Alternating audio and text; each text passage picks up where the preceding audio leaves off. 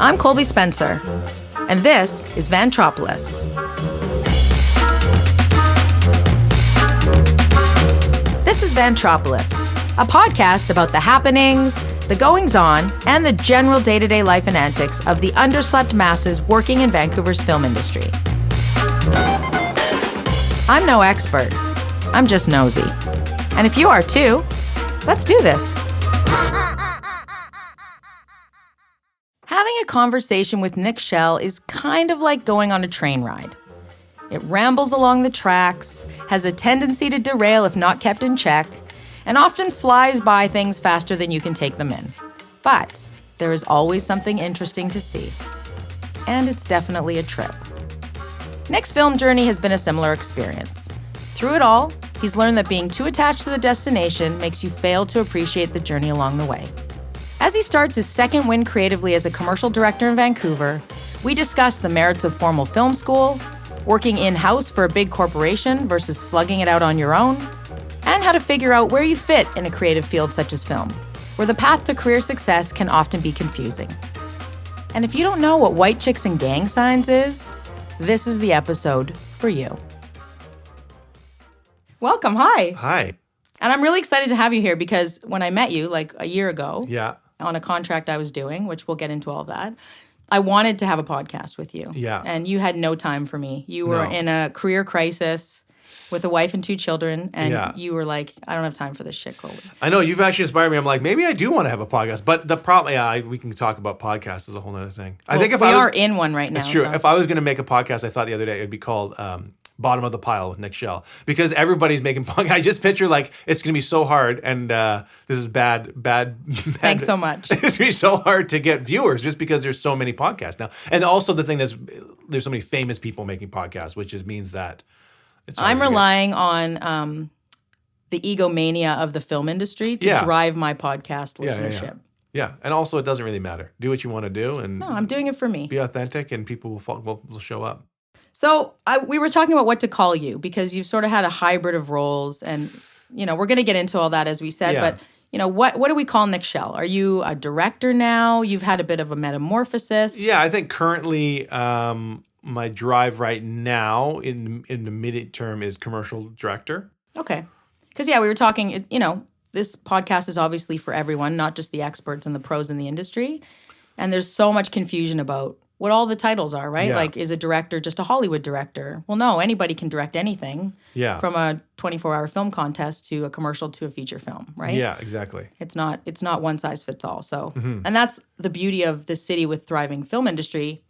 There's so much that you can carve out independently that isn't just the traditional route. Totally. So let's get into that with you. Yeah.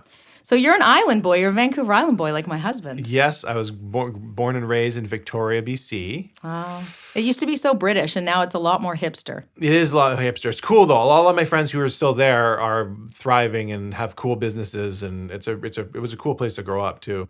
So you grew up on the island, and I know, little Nick wanted to make movies. Tell me about that. How soon? I always love to hear everyone's journey because I want to know how soon this kind of film bug bit. Yeah. Growing up. I often joke that I was born with like a unwilling urge to create stuff. Like I was always kind of by myself. I often would just be building stuff. What do you mean unwilling? Not unwilling. Did I say unwilling? Yeah. I didn't mean that. I did not want to be creative, but I had to. Unrelenting. That's what it is. Okay. Unrelenting urge of unstoppable creativity. Basically, I always had this urge to I was just constantly making things. And if I saw something, if I was like a movie or music or something, I'd go, I want to do that. I want to make that. How do I make that? And I'd start trying to figure out how they do it. Versus consuming it. Yeah. So I used to, I'd build sets in my basement. I never had a camera. And I had a really good friend. In grade 4, I met this other friend who was very creative like me. And his parents were very creative. We had a good friendship because we both got excited about things. But then that friendship changed in the sense that he always had more support from his parents on his creative things. So I'd be like, I kind of really do stop motion. Be like, yeah. And the next week he would have a camera and he'd be doing it in his house. Did he have more money or his parents were just more in that world? I think 2 things. One, I was a bit of a talker and I didn't have... Was? I think his parents were his mom was an artist, but his mom was very supportive in the arts, and where my parents were very as well, but I would not have the get up and go to make it happen. Right. And maybe, I basically became very jealous of him because anytime I was like, I want to do this, he'd do that. And I'd be like, fine, well, I think this is cool. He'd be like, that is. And like looking back on it now, I'm like, oh, he was just trying to be friends with me. So eventually, and I think I also hit puberty a little bit earlier than him. And we just ended up, the friendship broke and I was kind of a dick about it. Are you still in friends with him? Sadly, no. I mean, I know him, and Can we call him right now? I'm just kidding. Yeah, I actually last time he was in a few bands and stuff because we also did music too, and like I was always been into music, and his dad always had cool guitars and stuff, and he was in a band for a while. So you were full creative from the beginning. Yeah, like I always wanted to do music, and then this is the thing. So when I found computers, that changed the game because for me, as soon as I was able to go, oh, I don't need to have recording equipment and stuff to play piano. I can just program notes in a music program and start writing melodies in instant gratification. Automation. Or I can start doing some animation and stuff. And like, so it's starting to be like, I don't need other things.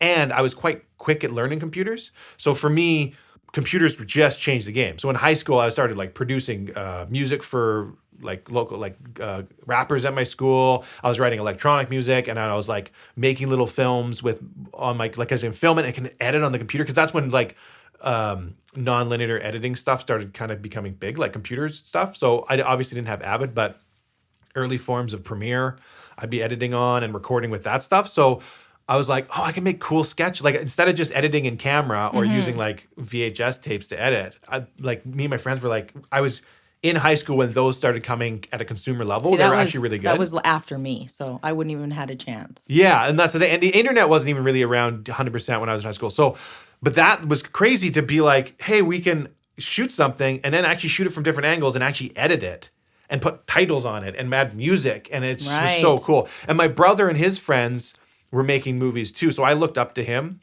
And I was like, yeah, because I wanted to do it, but then him and his friends were actually filming it and making cool things. Like, that looks so fun. And then in high school, I was also doing a lot of musical theater. But because I was always very like showy and like expressive and goofy and stuff, my parents never really, when I did musical theater and I was in plays, it wasn't a big deal. They were like, yeah, of course, that's what Nick would do. Yeah, that was me too. Lots of Yeah, plays. like they just made sense. So I trying to get their approval on that stuff never really clicked. So I never pursued it. Like comedy and entertaining and that kind of stuff, it never interested me because I wasn't getting any feedback from my parents on that. It was just like, oh, good job. Yeah. Well, and I remember hearing Seth Rogen talk about he was like 16 in Vancouver doing stand-up. Like he couldn't even drink yet. Yeah, exactly. But his parents would take him and they totally were behind him. And so he had that avenue right in Vancouver. Totally, yeah. And he's like, people were way older than me, way off kid topic stuff. And then he would go up. Totally, yeah. And I think that's the thing is that I think if someone told me then in high school, hey, you like what you're doing? You like entertaining people and making people laugh and writing weird jokes and making your friends laugh? There's a career path. Right. You go to Second City or you go to the Groundlings, which I don't think might have not been around yet, or you go to Upright Citizens Brigade. And then you will eventually get to a point where you might get writing jobs or sketch comedy like Saturday Night Live or Mad TV. And You're that kind totally of things. right. And because you don't know those things as a kid. And now you just go to the internet and type whatever you want. Man, if your parents don't know, you're screwed. Yeah, so if someone told me that in high school, I'd be like, oh, that's what I'm going to do. Exactly. I'm going to move to Toronto and join Second City and then maybe go to New York But a or lot LA. of people knew because their parents did it. Yeah, exactly. Right? Their parents were comedians or actors. Their Exactly, parents yeah. were production bigwigs in LA, etc. So then the big changing point, I was basically like, I know that movies is where comedians and I can entertain people through making people laugh with movies. So I was like, oh, that's interesting. So that's something I can pursue. But I also love the instant gratification of making music. And I was also, because I was able to write music with a computer and like record multiple tracks and stuff, I was kind of above the pack also with editing and stuff. Like people were impressed by me at my age. Right. I was quite advanced for the So you stuff could I was score doing. your own stuff. Exactly. I could make a short film and actually have my own song in it.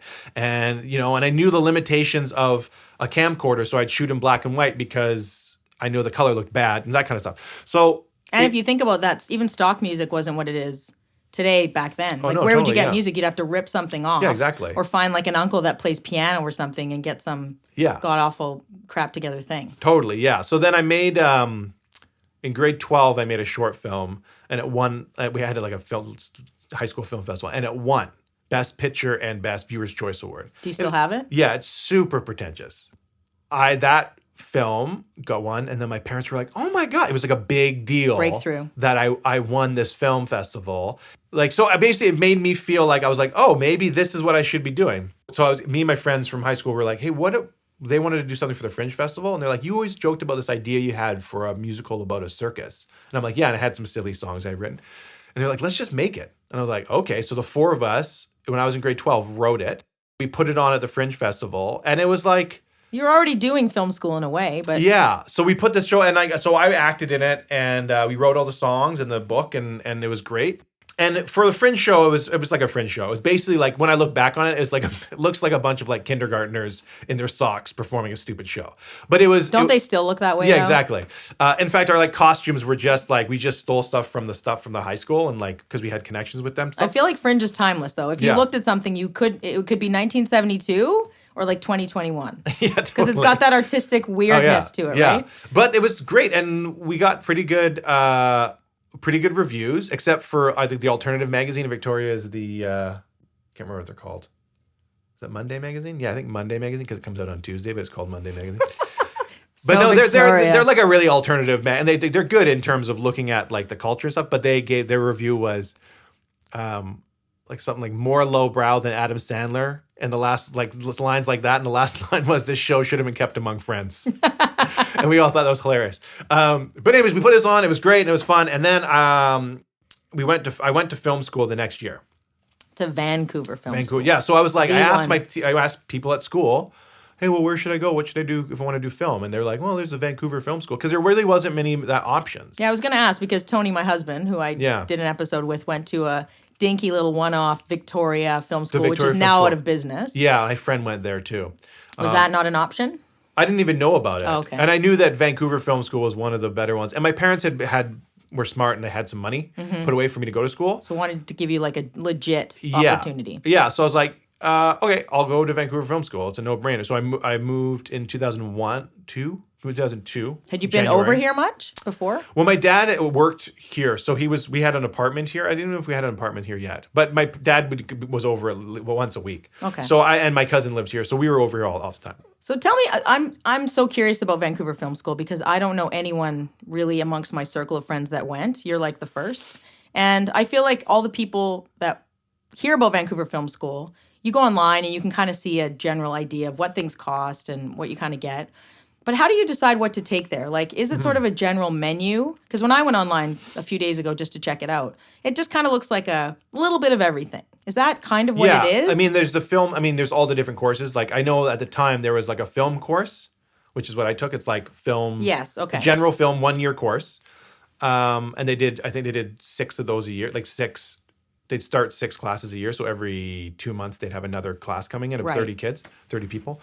And then I know there's like all the video game stuff. And that's where they make most of their money. And there's makeup. And the writing course. special The writing effects? course is actually really good. Okay. Everybody I know who's done the writing course has gone on to do writing and has progressed in film. It's a very legitimate school here. Like, Yeah. I only hear more or less really good things. I think the challenge comes from coming out of school and what those expectations are and the reality. Yeah. So my personal experience with film school was, I was 21 or 20 or 21. What is that? 2002. No, I was 20. Okay. So that's how old I was. Not even legal in the States. Not even legal in the States. So I went and I hadn't really lived away from my parents. So, I was like partying a little bit, and I wasn't like crazy partying, but I met great friends there. But that's the norm. That's pretty normal. Yeah, but the guys I gravitated towards were a little bit more partying, and they had a little bit of fun. And we made films, and we were all serious about it. I mean, the good thing about Vancouver Film School is that, or at least my class, was that everybody there, other than like 2 people, were participating. I know that I've heard other film schools and even other classes where you're like, why are you here? Right. which is so weird because these people just don't show up or don't finish their assignments. And you're like, all you're doing is making movies. Like, So you know where I hear that from a lot, because I have two friends that live in New York, is NYU. oh, I bet. Because it's so elite, and people have parents that are in the industry, and then they go, what do you want to do? And they don't need money. Yeah. Oh, I'll go to film school. So they send them to NYU. That's really interesting. So it's just a bunch of, I don't want to say everyone there, but many entitled kids that are like, well, I'm in film school, but I don't really give a shit. Yeah. I think And I'm not worried about a job. Yeah, right? yeah, I think that's what you get at VFS, because you do get that at VFS because it's expensive. And I think a lot of people are like, if you're rich and they have a lot of international students, I'm not, once again, this is my experience. Yeah, no, but totally. This is your I experience. feel like they have a lot of international students. So if you're rich enough for your parents to pay the international price to come to this school, Because there are two rates. yeah, then you're probably rich enough that it's like, well, whatever, if this doesn't work out. What is it? What do you know? I mean, I'm sure prices have changed. What's the general cost? When I for- went, it was, I think for me, it was like $26,000. Holy shit. Yeah, for 1 year. Well, this was interesting is you talk to someone like my Vince, who's my DP I use all the time, and I went to film Let's tell school. everyone what a DP is, Nick. A director of photography. Yes, okay. So I met Vince at Vancouver Film School. So he taught, I believe, at UBC for a while, and he said it's so different because you get people who are students who have worked their ass off to get into university.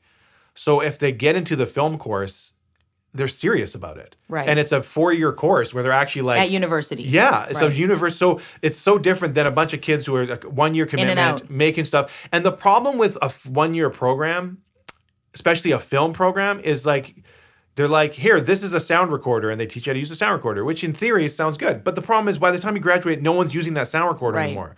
And the same with the cameras and stuff. So learning how a camera works is not as important as using a camera. So if I did film school again, I think when I went, I didn't realize, I think I did good in the sense that I came out with a short film. I had worked on other people's stuff. I figured out that I was really good at editing and better than a lot of other people. And that's maybe where I can get work coming out of it. So that to me was a good learning. I met a few people who are still, like those connections have helped me 100%. Yeah, because a lot of it's that is networking too, right? Yeah. So what I've learned, if I was going to do film school, people always come to me all the time. People always come to me just and like, say, I'm walking Nick, down the street. Nick, people come to me and they're how do like, I make excuse me, something out aren't of my you? life? Yeah. No, but like my mom will be like, oh, so-and-so's son wants to do film. What should he do? And I'll be like, Everybody in film gets that. yeah. So then I'll talk to them. And this is my advice. I said, what do you want to do? Do you want to direct film? Do you want to be a cinematographer? Or do you want to be a writer? Like, do you want, look at the heads of the departments. If any of those is what you want to do and you know you want to do, then that's a different conversation. I think you should start a weekend intensive course, and it's called What Do You Want to Do in Film? Yeah, and really all you have to do is bring somebody from each department up for about 15 minutes, like at TED Talks, they can do their slides. And I swear to God, by the end, most people would go, oh my God, I know there's 2 things there I would do. Yeah, exactly. And Well, that's the 9 thing. I misread. And I think this is the problem is a lot of the people who show up at film school go, I want to work in film. It looks exciting. So then they go and they learn how to do sound. They learn how to do this. And they learn how to do all the different departments. They graduate film school and then they go do their actual career, Right. which is not film at all. Right. Or the other course could be, come join me for one shift on set. Yeah, yeah. And watch how many people say, I never want to do this again. Well, this is what's so funny is Because that it's so hard. out of the 30 people I graduated film school with, I'd say 4 of them, including myself, maybe 4 or 5 of them are actually working in film. And a lot of them, people I talk to after film school, I'd be like, hey, what are you up to? And they're like, oh, I'm just PAing on sets. I'm like, in my head, I'm like, why did you spend that much money to go to film school if you're just going to be a PA on a set? Like, you can do that for free. Yeah. And that's what I would say is like, if you don't know what you want to do in film, just go work on film sets. And Yeah. you'll work your way up. And if all you want to do is be a part of the film industry, there is so much work. Yes. And you'll learn so much starting at the bottom and working your way up. And you don't even, it's insurmountable when you think, oh, I want to be on a TV show. But there's so much other work that's happening that's nothing to do with that. Yeah. and it's like immense. No, but you right? can- yeah, Student projects, totally. independent projects, side projects, contests. Long story short, I think it's probably cheaper, whatever you need to do to get in there. It's probably cheaper than going to film school. And my point is that if you want to be a director, if you want to be a cinematographer or whatever, it'd be way better to find a course that focuses on that, or go to it like an art school where you're focusing on your craft versus learning the technical stuff. Because Right. I think the technical stuff will always change. This is my perspective too, because as I said, I was already picking a lot of that stuff. I can pick that stuff up naturally. Mm-hmm. But also, I feel like also if you're going to do a film course, do a 4-year program where you come out with a degree. Right. Versus a 1-year program where you come out with a diploma. Because I came out of VFS and it's like, well, it's not helping me get, if I didn't continue film, it's not going to help me get anything else. Where if you go to like the Capilano one, which wasn't around, but that one is like, That's booming now. it's a 4-year program, and everybody I know from that is doing stuff, and they're tight alumni, and they're meeting stuff. So my advice is thus: if you're gonna go to a film school, whatever film school you do, know kind of what you want to do. If you want to be a director, go to a film school or an art school, whatever, and whatever courses you do the work. But if you're saying, I'm going to this thing for a year or 4 years, while you're there, make a short film every weekend. Right. Shoot. Yeah, you said there wasn't enough doing. Just do. Because it'd be way better to graduate. You're in a safe place. You make so many mistakes. You can show people, get feedback for free from all of these people. There's free equipment. There's free stuff. If you graduate after 4 years of going to Capilano or after a year of going to VFS and you've done your 10,000 hours of your craft and you've made so many mistakes and you've made like 50, 60 short films, which sounds insane, but they're not going to be good, but it doesn't matter. You're not sending them to festivals. It can be a weekend. Yeah, that was my biggest flaw is that like I got to make a short film at VFS and I was like, they're not letting me shoot it in black and white. I'm an artist, blah, blah, blah. And what I should have done is just been like, great, I'm going to make this. And every week, instead of going out and having a few beers with friends or whatever, I should have been making a short film because people who did do that, like my friend Vince, who's now a DP and stuff, he was on the weekends, him and his friend John, they worked together. They were making stuff all the time. And Vince was also like doing film work and stuff on the side. Well, and that's a very good point because I think people think that you just go to school and then you just slide into a job at a studio on whatever show of the week in Vancouver and that's it. Yeah. And it's like No. they have a fall from grace because they realize it doesn't work that way. No, it's not. There's way more hustle expected 100%. to earn your keep to get to that point. Yeah, and I'm not realizing that until this point in my life. Yeah. And that's the thing is that you're not a dentist. Like most jobs have that path. You go, you get your BA or whatever, then you go to like lawyer school, whatever, lawyer school. Lawyer school. You go to law school and then you work at a firm and you work your way up. But like film doesn't work like that. It's a long tradition and a treaded path that doesn't change. Yeah, no, totally. I was just talking. And even the laws barely change. No, totally. Or medicine. There's there's breakthroughs, but film is like I mean, even the lights. Tony, my husband, works in lighting. He's like every season there's like a new breakthrough on a different kind of light. Yeah. Like you start feeling old if you don't keep up. And at the end of the day, the industry, especially in Vancouver, and we can get to this, but the Vancouver industry is less about originality, creative ideas, and more about it's an industry of people who work on film sets. Yeah, and I wonder, I mean, we can get into that now. As a side, I wonder if that's because it's never been known for that the way LA has been, or New York City. Well, I think the big thing is there's no money here. Right? Like, yeah, you're right. The production companies are all in LA and Toronto. And that's just naturally how it's happened. I mean, I knew New York has its own thing as well. Yeah. But so the problem is Vancouver, because we're a service industry, because people come here to shoot stuff and our crews work on it, a lot of the production companies here make all their money on service. So even if they get development grants or whatever, they're making their bread and butter on service. So there's no incentive to take a risk. They're only coming here in many ways because of the tax breaks and the Canadian dollar. Yeah. But even like production companies in town, like Bright Light, for instance, is like a lot of their work they make a lot of their money on servicing other films that come in. So they're co-productions, which will come in and they'll basically hire the crew and manage the production. And they'll have scripts they're developing, but if you look at their slate, like how often those films actually get turned into something, I think a lot of that is just because it's hard to take that risk. Mm-hmm. How do you drive that original content here? Mm-hmm. So with the film school thing is that, I didn't get as much out of it as I think I could have. I think I wish that I had, but I was also 20, right? Yeah, exactly. Where that's the thing. That's so young. Vince was, I think, almost 10 years older than me, and he'd already had a career, and he was going to film school to change careers. So he got a lot out of VFS because he met people and he was using it, and he was like, that is the thing. If you're going to do that, use it. Well, and a lot of people say use that early time in all business to make mistakes. Yeah. There's so much pressure to start like, who are you at 19? You're like, I don't know. I haven't even lived by myself. Yeah. And you have to define your whole career and no pressure. It's like thousands of dollars and maybe you have to live away from home. Yeah. And then I just feel like it's all too soon. And like as a mom myself, I feel like there's nothing wrong with gap years. Yeah. I also don't think I mean, this is going to a whole another discussion about parenting, but I think I'm learning that it's not, we shouldn't be asking our kids what they want to be when they grow I up. agree. We should be asking them, what do you love doing? Yes. Yeah, And you like- said that to me before. And also, it's an easy way to do that is make a list of what you hate. Yeah. It's quicker. Yeah. And then also like when my kids do activities, if my son's likes, I'll be like, we'll put him in baseball. He's got baseball coming up. When baseball's done, I'm going to ask him, give me 3 things you liked about it and 3 things you didn't like about it. And I bet the things he liked about it are not what I think baseball is. Yeah, I'm going to use that. That's Because awesome. then what's great about it is that okay, he likes running, wearing costumes, and Seeing friends. seeing friends, that's not baseball. That's right. You know what I mean? But Yeah. in the theory, there's parts of baseball he can enjoy. That's a rave. Yeah, exactly. So long story short, my son only goes to raves now. We took him out of baseball. Yeah, he's just in a raves. huge raver.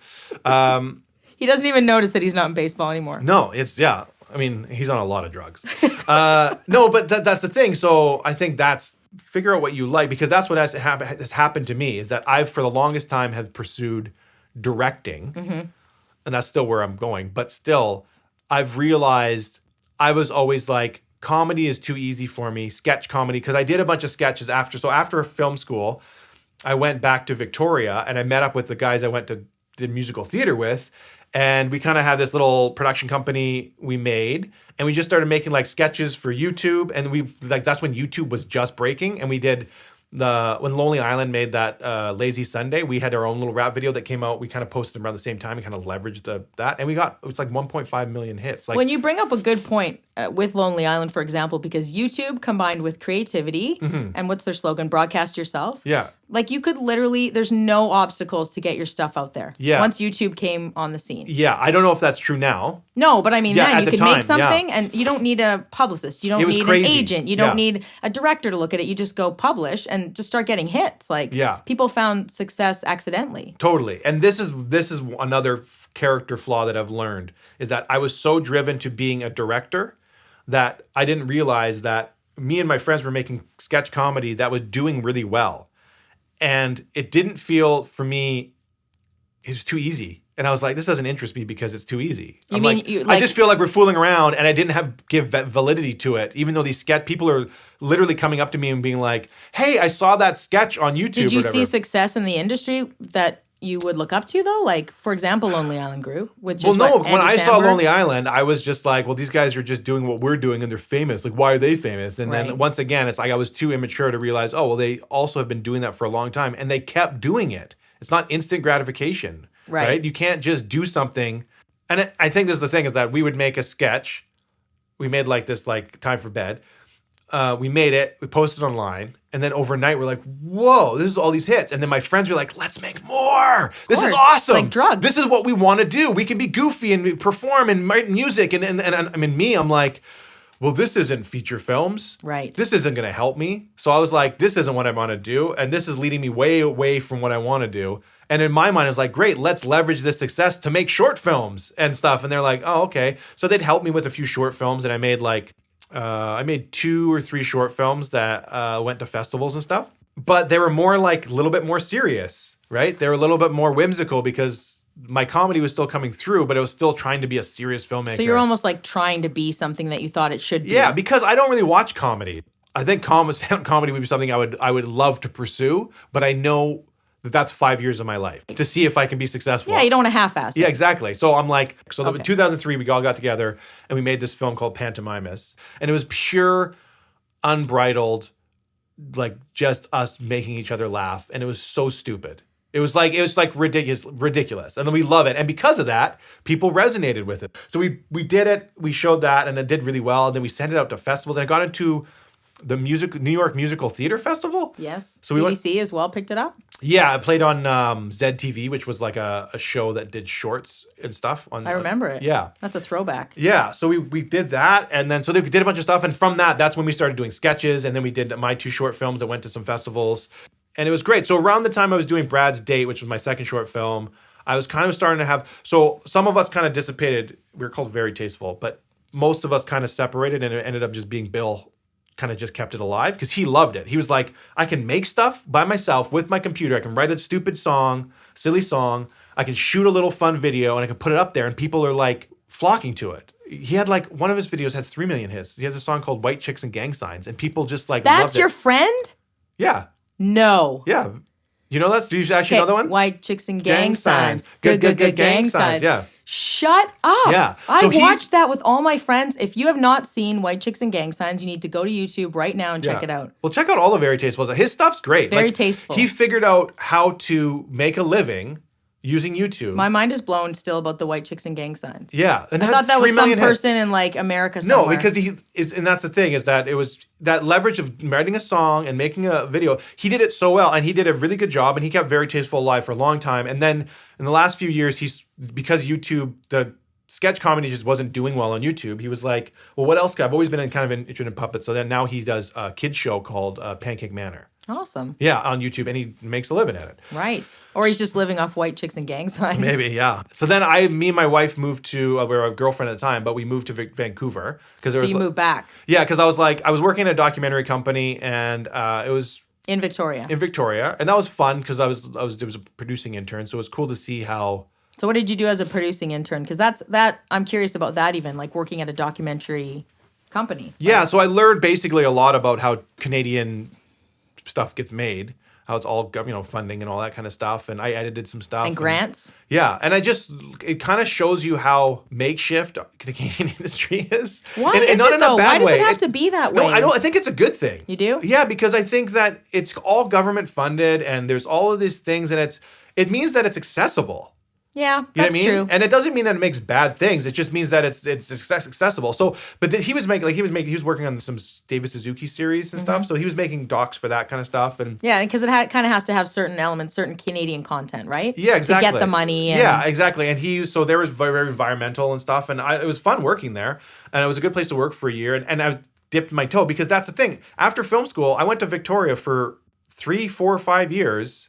And I didn't work in the industry. I worked on Canada's Next Top Model as an editor. So I just have to tell you this funny story about Canada's Next Top Model. Because Tony was working in the industry on the island. Yeah. And they called him to say, we've got this amazing reality show. Do you want to work on it? And Tony was like, well, what is it? And they're like, oh, it's about models. It's called Canada's Next Top Model. And he's like, I forgot what I had said, but people later told me that they'd heard what I'd said to this producer. Yeah. And he said, I'm sorry, that's against my religion. Exactly. And people are like, you're the religion guy. Anyway, so what was funny about that. Yeah, I mean, it was an interesting experience because it was. But you take what you can get. That's like. Well, that's the thing. And you it was need like, the work. For me, it was a big break, but it wasn't. But anyway, so after that, I moved to Vancouver, and when I got here, I was like, well, I don't know what to do, and I didn't really want to PA. I just felt like I could have. I've just made a bunch of short films and stuff. I want to continue to do that. Were you intimidated at all by the city here and how film and TV and stuff had progressed? No, it's because I never had to do that. I had friends who were creative and we were able to make stuff. And that's all I wanted to do was just make things, right? I finally figured out from when I was a kid, I had all these ideas and I'm like, oh, I can actually make things and do stuff. So when I moved to Vancouver, I was actually like, I had some short films. I had some stuff that done stuff. But instead of leveraging that stuff... Did you have a reel? No. I could have put together one, but I just didn't look at... I didn't think of things like that. And I was still, because I was writing music for shorts, I was editing shorts, I was directing my own shorts. I didn't really know what I was. You're a bit ADD about it all, which isn't a bad thing. Yeah. Yeah. Then you get a sense of all of it. Yeah, it was basically, I just very creative and I was good with the tools so I could do stuff. So then... friend from film school, I basically spent my wife got a job almost right away. And then I spent the first month, every day my wife would come home. She's like, what'd you do today? And I just got this new software that you can catalog DVDs or books and stuff. And I was like, I scanned a couple DVDs. I went to the comic book store and I went to the candy store. And she's like, oh my God. Had she already married? She'd married you by this point? Not yet. No. We were still dating, but we were pretty committed. But she was just like, oh, you were sealing the deal. Yeah, I was sealing the day. So I'd just be buying comic books and candy because I kind of knew that I knew something was going to come up. And my friend, I went to film school with John. He was friends with Vince, and he was working at a corporation as in an internal. I was like, what do you do? He's like, well, I edit basically trailers for their movie service. And I'm like, oh, that's pretty awesome. He's like, yeah, it's amazing because it gets paid well. Mm-hmm. And he's like, I'm kind of getting bored of it. I'm moving to Squamish, so I actually don't really want to do it anymore. He's like, you should totally come in here though. There's tons of work here. So I was like, oh, okay. I started editing there, but pretty quickly I was doing stuff that other editors were, I was kind of pushing the bar. for corporate video. But, and they're like, oh, well, this guy's actually got some, this is interesting. You're doing things that we haven't thought of. And I was like, well, it's just, and I just showed up, did my job and went home. Right. I wasn't really in it. And I was a contractor and I was there for 4 years. I was a contractor and editing and stuff. But I started directing in some things. I was like, hey, I really want to direct. This is like stuff I've done. They're like, oh, cool. Well, and then I got an opportunity to direct some things. Because who would be directing those previously? They would hire The someone? producers. No, it was all this stuff they weren't doing commercials or stuff yet. It was still a bit rogue. Yeah, it was, and the productions got better and better and better. And there's a producer there who's kind of pushing the bar, and then I was editing his stuff, and then he's really good at interviews and really good at getting stuff out of people and really good at doc style stuff, but that's more scripted commercially stuff he wasn't as good at, and that's where I kind of came in. So I kind of like co-directed stuff with him and kind of like, and then one of the ones I just basically like, can you just give me directing credit and let me just direct this? And he's like, totally. And we made the Terry Fox video that plays on the side of BC Place. Awesome. Yeah, and that was super fun. And then there's I was like, that was great. I want to direct more. And then I eventually got a chance to direct a commercial there. And then we started doing more commercials or more commercially level things. And I just directed more and more. And then eventually I had a kid, my son was born. And they were like, listen, you've been a contractor basically full time. And it's been like 4 years. So you basically have to become an employee. If you want, you can basically become an employee or we probably can't hire you as much. Right. So I was like, well, my son's being born. This hopefully will let me do more directing, which is I'm kind of getting sick of editing anyways.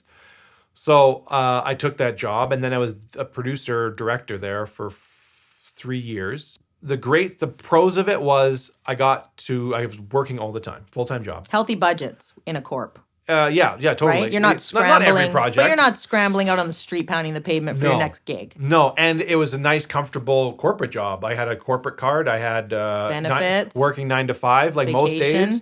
And then I got to for the first part of the job was great. Like I'd literally be direct to client because the clients were like internal clients. So this team would want to make a video. We got to just pitch crazy ideas to these people. And I was like, what if we did this? And they're like, hey, that sounds fun. And I was like, sweet. It's going to cost 30 grand. And they're like, I think we can probably find that. I'm like, sweet. I did like a little 6-minute short with like a Zoltar, from Big. Yes. I did like a sketch with like a video with that. I got to do I started writing some comedic stuff. And so I got to have fun. You had room to grow in there. But I'd say there were about 5 or 6 projects a year where I got to do some really fun. And all the other stuff was easy enough that it was just kind of like, oh, I just got to book the studio, book a DP.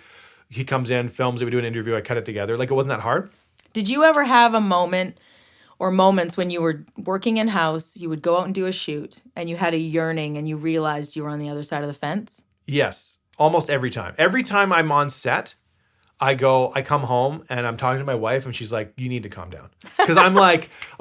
I'm so jived. And I'm really, that's me. That's what, because that, to me, especially from a directing point of view, that's the creative, so like filming is the creative side of it, right? That's where you're placed to, yes, you work with the editor and finish it there, and you work with the writer to get the script where it needs to be. But it's go time. It's go time, and it's it's working with actors and giving them notes and on the fly. Oh, it's just that's the best part, Big and it's energy. so authentically me that when I'm there, it's that's what. So anytime I did those, I was like, this is great.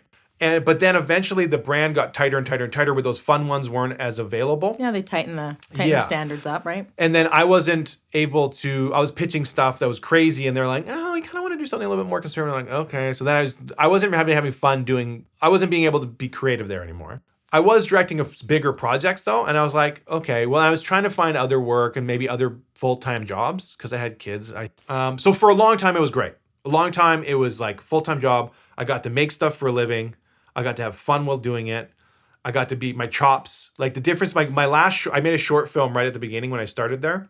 And I'd say that was my first short film where all the other stuff I'd done were almost student films because they just weren't that good. Mm-hmm. And that was 7 years after we went to film school. So it was 7 years of making stuff and doing stuff. And that was the first one where this actually looked quite professional. It's a shame that the story wasn't really authentically me and it just didn't land. Mm-hmm. When I was working at this corporation, it was just this is great. I'm getting paid to learn. And I was trying stuff and shooting stuff. And I just that's when I became a professional. It was basically when I got my 10,000 hours of just doing that. Well, and it's so interesting because we were talking earlier before we started I don't think people understand the facets of film production in the city, right? No. There's the big TV movie, Yeah. American director flies up, the big blockbuster. Yeah. Then there's like advertising agencies, and Yeah. they hire production companies to do commercials. Yeah, but often even those ad agencies are hiring their directors from out of town. Yes, and they the are. DPs from out of town. Yes, true. Yeah. And then there's sort of this new kind of rise that I've noticed, even at this part of my career, of in-house creative studios. Like, it's a thing now. Yeah. And I know it's a thing with big blue chip brands in the States, but even in little old Vancouver, Yeah. companies are trying it out. I've worked at two now. Like, I contracted where I met you, and the company before where I worked was an in-house creative studio. And for Yeah. all intents and purposes, it had someone who could edit, write, Yeah. direct, do graphics, like all of that stuff. Yeah. You didn't even need to go and look for anybody else unless it was something really technical, like drone shooting on a mountain or whatever. Totally. And like, talk to me about that, because I feel Yeah, like well, that's, I know when I met you, just as an aside, when I met you at this corp, I just started. It was like a fresh contract for me. I was super excited. We met each other, like me Passing coming ships in the in, door and you leaving, right? Yeah. And I remember hearing your whole story, and I was just like, well, why don't you go out and do that? And you're like, it's too late for me. And I Yeah. remember you saying that. You're like, I've been here so long that I feel like I've lost that kind of street cred, and it's too late. I think what the problem was is there's not actually that many head offices here. So the Yes. internal production companies, there's only a few of them in town. But most of the work I'm finding from a producer director point of view is, if you want to make money, is in that corporate level where the budgets aren't big, and it's normally doc style corporate videos. There is a huge industry here because there are smaller companies who are looking for that. Yeah, and even the market, most advertising that, even when I was at this company, most ads are still going to the agency, still big things. hiring production companies out in Right. Toronto.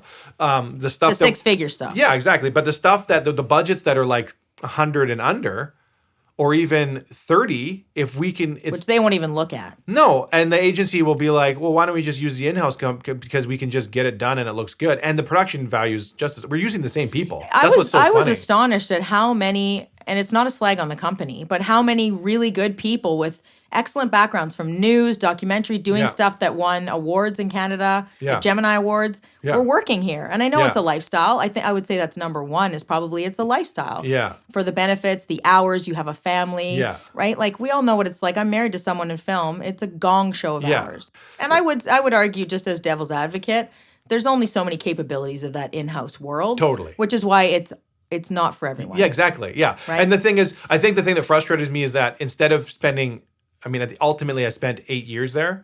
Instead of spending 8 years, like when I came to Vancouver, I was ahead of the pack in terms of people my age. But by the time I've left this job, I'm actually way behind. Right. And partly that's because I haven't been making stuff, but because I've been working there and dedicating my time to there, and leaving there hasn't really given. It's like, instead of spending 8 years making commercials and Right. starting from the bottom and having a reel of amazing commercials, I have 8 years of their commercials. But keep in mind, like, that's also a sacrifice in other ways. Yeah, exactly. And You're that's- away from I have home no all regret. the Yeah. time. No, I have no regrets. right? 16 Yeah. hours a day. Yeah. But I think that was the thing when I started getting bitter about my job. Right. It was that, like, I've given you this part of my life. Yeah. I've given you my talent here rather than being a freelancer. And that's almost being mad at yourself. Exactly. Right. And exactly. And at the end of the day, the company is fine. I mean, like, working for and now that I'm a freelancer, I still work with them. So I can go work at Lululemon. I can go work on one of these other companies that have one of these in-house Other companies. in-house shops, But yeah. I'm not going to be happy. I'm just going to be doing the same stuff. And that's Right. not what I want to be doing. So you took the leap. Yeah. And ultimately, I want to direct feature films. I want to direct narrative. I want to make stuff where the content is the product rather than selling a product. So in the interim, I'm like, well, I can direct commercials because at least there I'm directing rather than doing more doc style corporate stuff. So that's where I'm at now. But making that leap, I knew that I was going to eventually have to be freelance anyways. So I thought, well, why don't I just be, and then I'm like, well, what does that mean? I know, it's a bit scary, right? Yeah. But then I thought, well, wait, if I leave, can I be freelance with the same company? Can I still do my job here? Can I still help them? And I was like, was that a thing? And they're like, yeah, that's a thing. So on the one hand, it's good because this transition has been really easy. Yes. And I'm now have a lot of time way more time than I did, and I'm still making I'm netting out about the same amount of money. I think it's good you took the risk. That's scary, you know, because I'm not going to say you're old, but you're not young. Yeah, and then so the goal is to just meet all the producers in town, agency producers and the creatives, and just get my name out there, and so that when commercials come up, they get me on. So I would love, well, just on that note, I would love to know a bit more about what a director does, because I don't think everyone listening knows that necessarily. So what's that world like? Like now that you're doing it for yourself, the way you want to, what is that process like? Like kind of from a phone call to set briefly, can you just give a run through of that I'll just talk just maybe commercials because it's kind of where I'm at. So commercials, and I guess features in a way. So there's the creatives kind of develop with the agency, or in feature films, it's the producer develops a script with a writer, and they develop a content. They bring on a director to basically take that idea and realize it. So the director's job is to make sure that they're kind of the leader of all the creative teams and making sure that there's a clear vision. At the same time, there's input from the agency in commercials. The agency's at the end of the day owns the creative. So because the agency has created the creative. Yeah, and most commercials too, you end up you shoot it with the crew, and then you might do the work with the editor to the first cut, but then at the end of the day, you're walking away. It's not yours anymore. Yeah. So it's the agency. So you have to know, and I think it's the same with at a Hollywood level with features. Is you're shooting depending on the level of director. Yeah, but I think you're making the feature you want to make, and the same with it. You're gonna shoot the content you want to make the commercial you want, and or feature you want. But at the same time, you also know that there's people paying for it, and you have to make sure you're getting what they want. Yes. So that you can show them those options and still know that their option might work, but yours is going to work, and you have a vision. So you kind of have to do both, and you kind of have to make sure they're happy. So for me on set, it's all about what do I need to do to make them happy and make sure they're happy and get all their notes and make sure they're happy. But then also on top of that, I also know that I can elevate this by doing this, this, and this. So I got to make sure I'm getting those shots and I'm getting those performances. So what's your prep though? So you get awarded the job, let's say. You see the script, you're like... Yeah, so you do a treatment, right? Yeah, the treatment is key because the treatment is... I used to think it's just give me the job. But the treatment is so important because it helps you also kind of put down on paper what you're thinking. And agencies are normally swamped. So sometimes the creative's not even that well developed. That's right. It's pretty top line. Yeah. So the job is to realize that, and you kind of put together a treatment and you kind of just say, this is the kind of look we're going for. These are the sets we're going for. This is the location we're thinking. These are the actors we're thinking. This is the style we're thinking. I want to shoot it all handheld because of these reasons. And it's just rationalizing for both them and yourself your creative decisions. And I think that's... making sure everyone's on board. Yeah. Yeah, and basically you're saying this is what I want to do. So if you get the job, it's good because you're saying, well, good, we're all agreeing. This is what I'm going to do. Yeah, exactly. But I think it's more this is what you're looking for. So if you get the job... You're aligned, though. Yeah, it's great. Then you're most likely going to knock it out of the water because you've already told them what you're going to do. And then it's then you work with the costume person to figure out costumes, and the agency has input on that, and you work with the... So you start working with all of the offshoot departments. And then you work on a one-on-one basis. The producer kind of thing. Brings on crews, and then you work with the producer, and you just start building it out. And then you do all along the way. You're making sure everybody's on the same page. You have meetings where you're saying, "This is what we're going to do." Production meetings. Production meetings, exactly. These are the locations we're doing. Everybody happy with that? Good, that so on and so forth. And then on set, your job is to kind of I think there's some directors who are fully they come from camera, so they're I want. Very technical. A 50 millimeter lens right here, and it's going to dolly to right exactly here at this height because they know that. Where me, I come from post, so I'm I know I want a close up that's right here, and I know I want it to move it over here. And then the DP, the cinematographer, will go, okay, well, what if we do a medium shot here, and we'll do this lens. I'm like, oh, that looks great, and that lens, and then and then it's more collaborative. Yeah, exactly. Because that's not necessarily your background. Yeah, but because I've come from editing, I know I don't need this shot or that shot. Right. I go, okay, I only need this and this because I know that I won't use that other shot. And that's but one of the I will biggest... get this just in case, or I'll shoot this a little bit longer because I know I'm going to cut it up. Well, and that's the biggest thing I hear of complaints of new directors is take 24. Yeah. Let's get everything because there's such a fear of once we've done this, there's not that confidence of we have enough, we can move on. Yeah, I know that I always say, as long as you've turned the camera on some point during the day and got something, you can make something out of it. Right. So I'm never worried about that. Well, you can fatigue a crew that way. Yeah. So you might think you can sleep well as the director, oh, I got a lot. And the crew's totally, like, we hate you. Yeah. And then it's expensive because it's overtime, right? Well, and the problem is always you're like, good, take 1, take 2, take 3. Like, oh, I think we got it. Then you ask the agency, and the agency's like, can we do it again? But this, and then you're trying to make them happy. So then you do 6 more takes. Yes. And then the client might be sitting there and they're like, I still don't understand this. And you're like, okay, we'll do that. But I think we got it in take 2. Yeah. But you got to make them happy. Yes. And that's part of the job. And I think that I have not worked in features yet, but I believe that's also this thing too, is you're making your film, but you also got to know that the studio's looking at your dailies. And if they don't understand what you're doing, they're going to be like, what are you doing? And explain dailies to everyone. Oh, dailies is just like the stuff you shot the day before. It's all put together so that people can make sure that everybody's on track. Is it put together in like a quick edit? No, I think it's just back. It's literally just the reels. Okay. Played. I don't know. They might maybe take out the stops and starts, but I don't know. Okay. But still, what's funny about working at this job is I still didn't meet that many people. Like, I still working with the guy I met, like the DP I used most of the time was the guy I met at film school. Now that I'm freelance, I'm kind of starting at square one because I didn't really work in the film industry. I've always kind of worked by myself in my own little thing. So now I'm just meeting people. And I've also, the good news is now where I'm at in my life, I realize it's all about the work. There's no one's going to give me opportunities. People can connect me with other people, but it's my job to make those relationships blossom and do the work I need to do to get there. And that's all it is. And it's about, and so much more of this industry it's way more, it's what they always say, it's who you know way more than how good you are. Well, I heard someone say, I went to a script writing thing years ago in LA, and this woman behind me was from Malibu.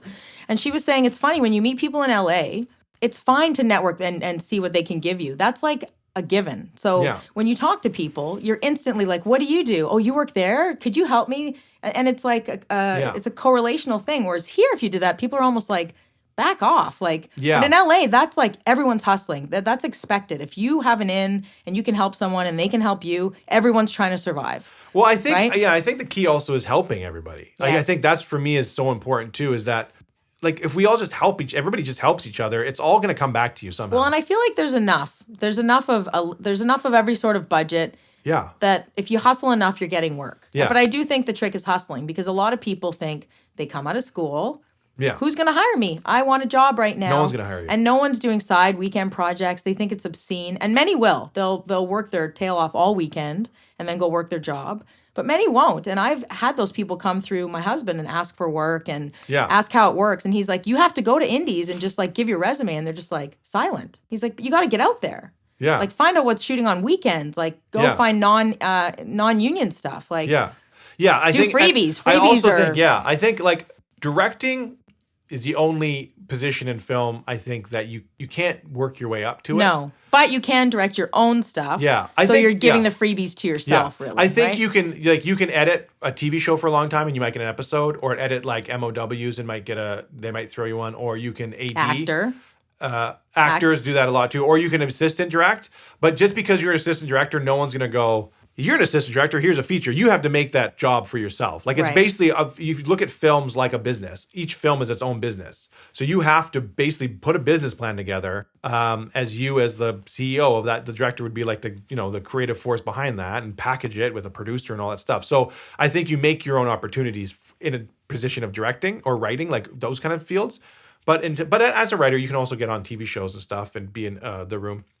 But with cinematography, of all the other fields, you can work your way up. Yes. You can start off as especially it's like a ladder. Yeah, you just start at the bottom and you work out on set and you work in this, and then you do a short film in a higher position, a few of those, and then for independent ones, and then you can be like, hey, get hired and stuff. At the end of the day, people are always looking for help, and people are busy. So they'll phone somebody, they're not busy, and be like, you know what, well, let's phone so-and-so. I worked with him, he might be able to do this job. And people are always more willing to throw you a bone.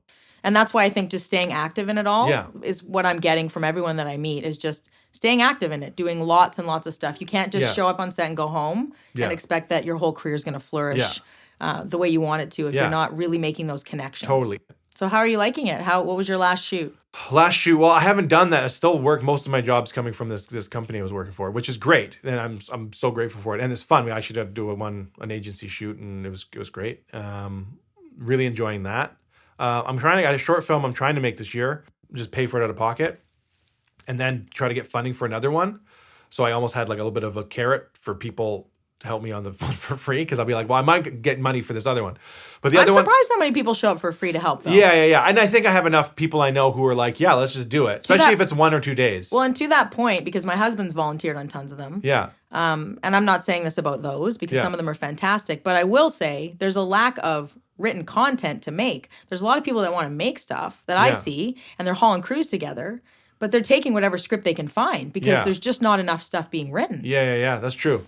So writers out there, start writing more shit. Well, this is what happened to me. So I have this film I wrote and I want to make, and I had this other film, and the other one I wrote, I was just like, I was trying to look for an art grant, and in the process, just like doing a treatment, I was applying for the BC Arts Council or Canada Arts Council.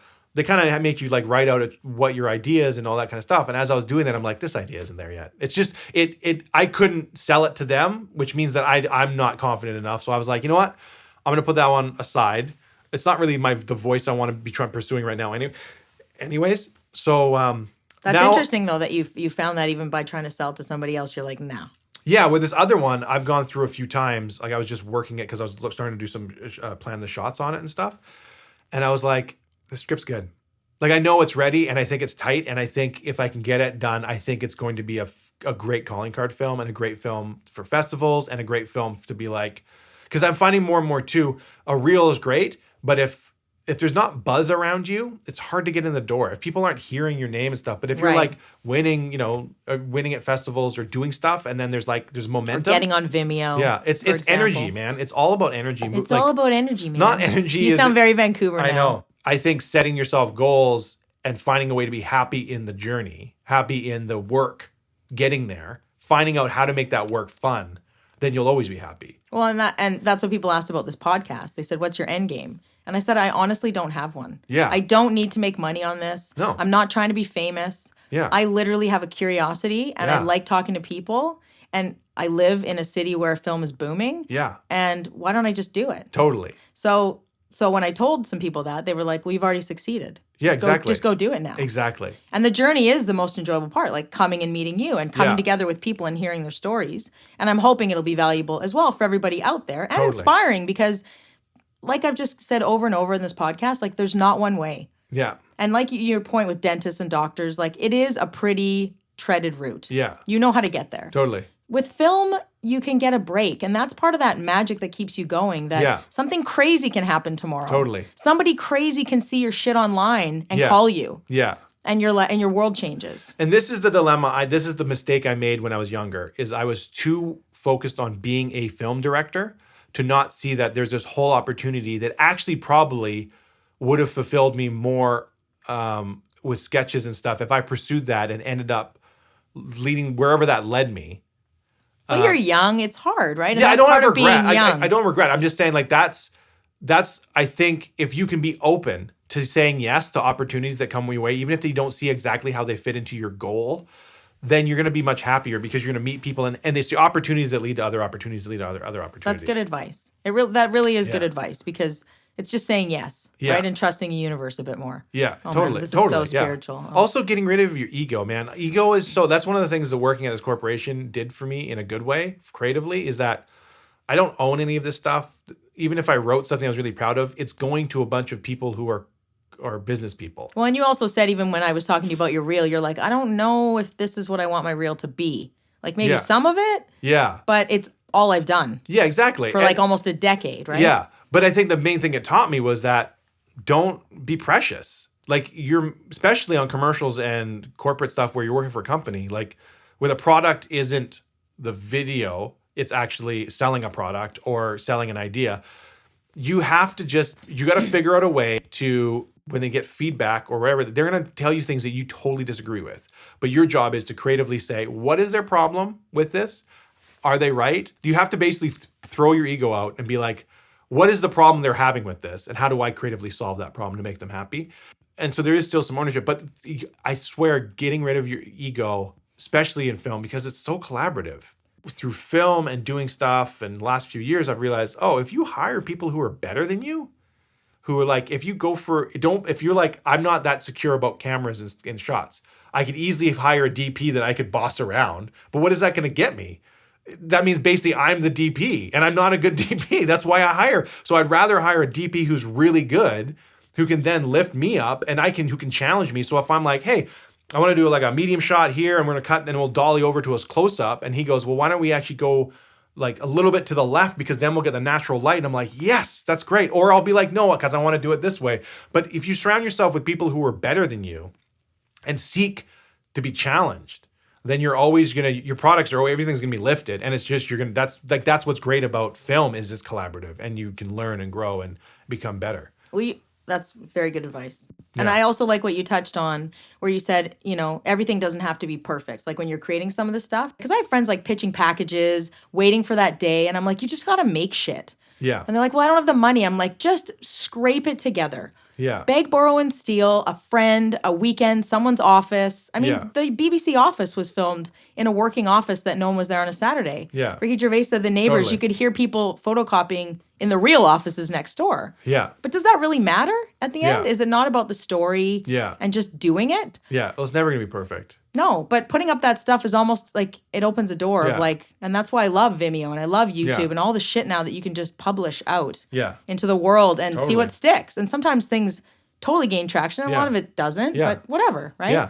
I was going to say, no, there's no filmmaker out there who has like, they're in post-production on their billion-dollar feature, and they're not like, you know what? I'm pretty happy with it right now. Like, obviously they have a deadline that they have to hit, and they're going to keep working up into that deadline because they want to keep tweaking it until it's perfect. When you're working with an agency, you're like, the client's happy and the agency like, oh, we still want to, can we just do this version? Like so many times it's like, we do a cut, we send it to the agency. This is what's supposed to happen. Agency gives us notes. We do another cut, we send it to them and they go, great. And we send it up to the client for that's the first cut. But what will happen is we'll do a cut, we'll send it to the agency sends it back to us, we'll change this, we'll send it back, and it just bounces between us and the agency, and then it goes to the client, and the client has completely different things. But that's because the agency's job is to make it perfect, like is to nitpick those things. But as an account person from advertising, I would say the creatives can get down a funnel and not come out. They've got the blinders on, and they're making this beautiful thing for them. Exactly. That's not taking into account the client's needs, right? Yeah. And that is the everlasting battle. Yeah, back to the ego thing too, is like, it's really easy to think, I'm making this and everybody else is trying to wreck it.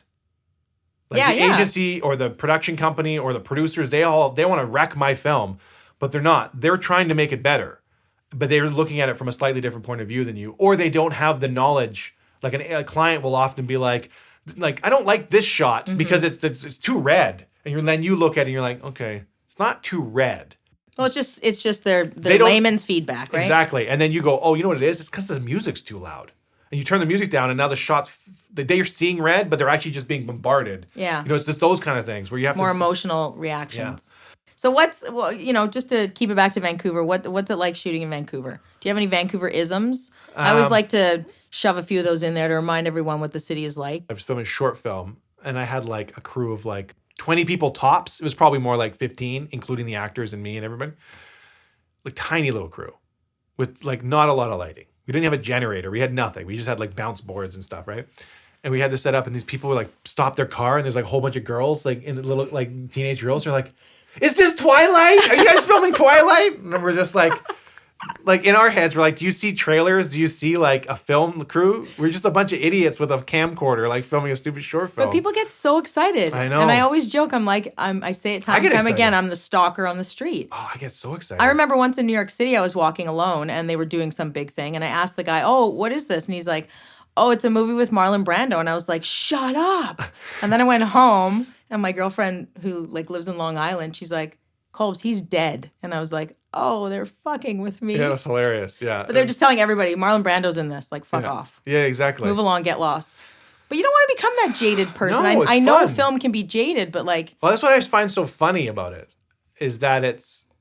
The people doing it are worn out, and the people walking by are like, oh, I want to do it. Well, you know what? This is what I've realized, and this is kind of comes back to that thing of being happy in the moment, is that I had a friend who, she went to the VFS writing course. She went with me to VFS, so she was a director. She took the course with me, and then she went back into the writing course, and then now she's writing TV shows and stuff. And I was talking to her, and she busted her fucking ass off since film school, all she has done is worked her ass off. And it now, looks easy when you see you catch up with her in coffee. Yeah, but she's working now. She's a writer who writes for television. She gets episodes and stuff, and she's probably going to be a showrunner soon. Like, she's working her way out, right?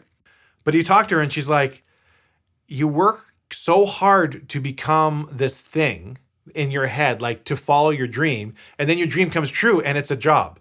And then you forget that, it's a 9 to 5, or in this situation, probably more like 12-hour days, like these long days it is. And she's like, I haven't had a real relationship in the last 8 years. I haven't lived. I don't even own, I don't even have a house right now because I've just been moving back from Vancouver and Toronto. So for me, I'm like, I want to direct features and I want to direct commercials and all this stuff. But at the same time, I love that I have a wife and kids I get to see all the time. And I know that I'm happy now. And I'm making an okay living, and I'm going to keep pursuing things, but I'm going to pursue it on my terms. And if it doesn't happen on my terms, then I'm fine. Nick, thank you very much for coming on my podcast. Yeah. I hope you had a good time. I love it. I love talking. I know you do. I love talking too, but I have to learn to listen more in this role, which is a very good practice for me. It's my spiritual practice. I'm trying to, that's part of one of my goals is trying to listen more too. Well, you didn't do it today, but thanks for coming. No, I'm just kidding. I love you. Thanks for coming. Yeah. And good luck out there. If you need any extras, give me a call. Yeah. Call me. Thanks. Thank you. Listen, I know how many podcasts are out there. And I'm new. You don't owe me anything, but I really appreciate you listening. If you want to learn more about my podcast, you can go to vantropolispodcast.com, or you can find me on Instagram, Twitter, and Facebook. You can also leave me a review on iTunes, subscribe, or share it with someone you love or don't love. Just share it.